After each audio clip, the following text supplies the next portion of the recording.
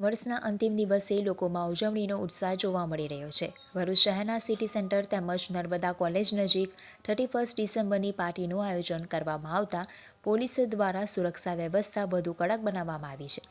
ભરૂચ શહેર એ division police મથક વિસ્તારમાં પીઆઈ આર.એમ. વસાવાની હાજરીમાં 5 બત્તી સર્કલ, શક્તિનાથ અને શ્રવણ ચોકડી વિસ્તારમાં સઘન વાહન ચેકિંગ હાથ ધરાયું હતું, જ્યારે સી ડિવિઝન પોલીસ મથક વિસ્તારમાં પીઆઈ વી.એ. ડોડિયાની દેખરેખ હેઠળ કસક સર્કલ, જાડેશ્વર ચોકડી અને એબીસી સર્કલ સહિતના વિસ્તારોમાં વાહન ચાલકોની ચેકિંગ કરવામાં આવી હતી। બી ડિવિઝન પોલીસ મથકના પીઆઈ વી.એસ.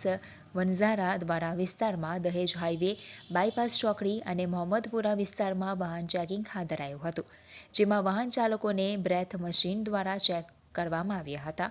આ ઉપરાંત 31 ડિસેમ્બરના રોજ જિલ્લામાં આવતા ફાર્મ હાઉસો તથા હોટલો ઉપર પણ પોલીસ દ્વારા ચેકિંગ કરવામાં આવી રહ્યું હતું।